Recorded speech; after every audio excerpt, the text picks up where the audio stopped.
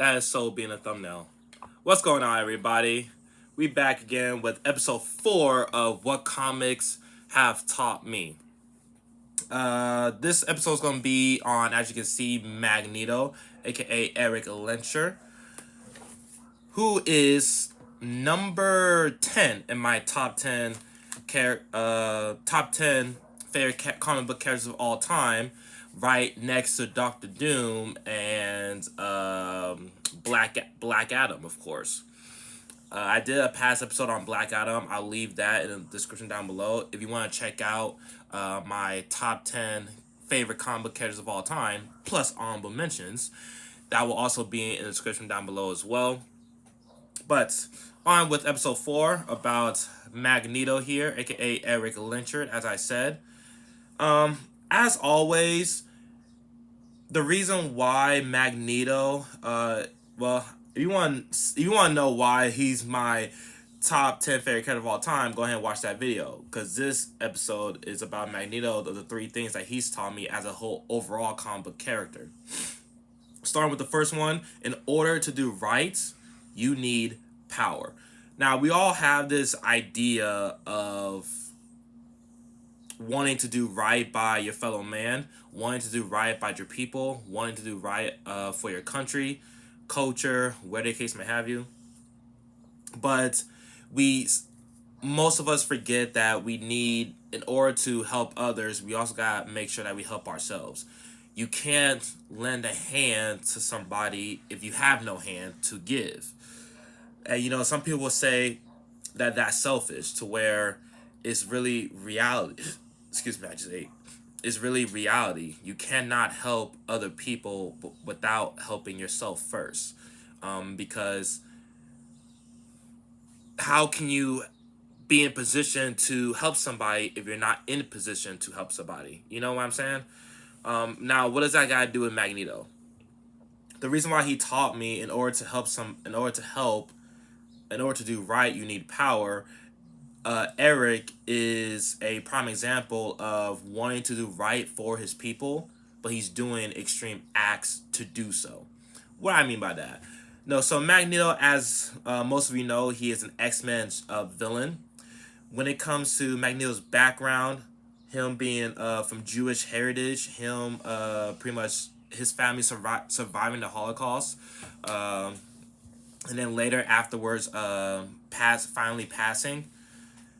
Him discovering that he's a mutant, and him realizing that the human beings would never accept us as being mutants, accept us being different, so let's do it by force. He really takes on that Malcolm X type of role. He really takes on the dictator attitude when it comes to leading young mutants, or leading the Brotherhood of Mutants, while his friend Professor Charles Xavier, he takes more of a Martin Luther King type of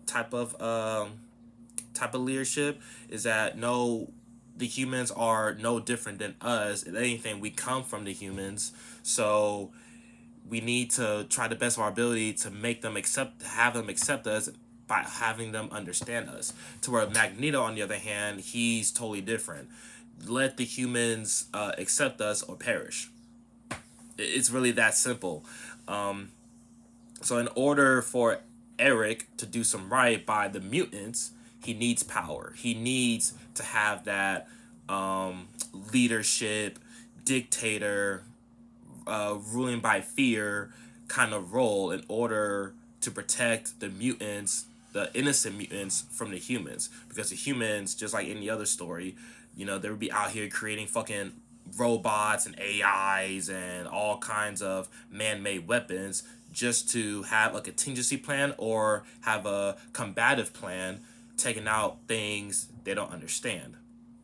So that's what I mean when I say, in order to do some right, you need some power. You always gotta help yourself first before helping others. You always gotta make sure you are in a good position to help and to give that good advice, good training, good wisdom, etc., etc. Now, is that always the case when it comes to people with power? No, but who knows? You can be the one that's different. The second thing that I've learned from the Magneto character is one person's terrorist group can be another person's freedom fighter. This can be talked about in many different scenarios, especially what's going on in real life. If you know, you know. Wink, wink. When it comes to Magneto's Brotherhood of Mutants, the humans will kind of look at them as like terrorists. The humans will kind of look at them as powerful individuals who want to wipe out the human race. Even though Magneto is only created a Brotherhood of Mutants to protect mutants. Basically, he is kind of his version of the X-Men, just a lot more darker, a lot more sadistic, a lot more edgier, because that's what you need in your army in order to protect, you know, what you care about. And some people may call that harsh. Some people may call that dictatorship. That's exactly what Magneto is, because he believes that in order for there to be peace, in order for there to be right, in order for truth to rule, you need edge. You need to go far beyond your enemies. You need to be the one who's the most feared. Which leads me to the last thing. Sometimes order is better than free will. What do I mean by that? If you are under a certain type of rule, a certain type of monarch, or whatever the case may have you, to where they put order over free will. In other words, it's either you do this or you go to jail. You do this or you die. You do this or you'll be excluded from the people, etc., etc. Like very, very harsh rules, very, very strict laws. Sometimes, depending on the society, depending on the time period, sometimes that can be better than having just free will, because having order makes some people understand the law simply, and makes other people understand the nation in a very, very simple way. I know I cannot do this because he said so. I cannot do this because he said so. I don't have to know the fucking reason. I don't have to know why that's a rule. It's either if I want to live in his land, I do what he says, or this what happened. Some people will call that, again, harsh. Some people call that strict. Some people call that a dictatorship. But again, these are rules that our ancestors lived by. These are rules that a lot of nations back in the day lived by. Did some get conquered? Of course, just like any other nation. Did some get wiped out? Of course, just like any other nation. It's not that monarchy and democracy is better. It's more so about which one do you prefer as a citizen. Which one do you prefer as a leader? Which one do you prefer as a working man? Which one do you prefer as a politician, etc., etc.? There's no really wrong answer. It only becomes a wrong answer if the wrong monarch is in charge. If you have a weak monarch in charge and who just exploits his people, makes his people into slaves, and they don't get no fucking benefits, that's where it becomes a problem. The same way when it comes to democracy, it only becomes a problem, it only becomes an issue when that democracy has plot holes. That democracy has holes within the system. That democracy has a broken system. That's the only way those two things become an issue. At the end of the day, any good leader would tell you, my people first. Any good leader would tell you, like Black Panther on the last episode, any good leader would tell you, I put myself before my people. It only becomes a problem when that leader or leaders say me before my people, or it's my bank account before citizens.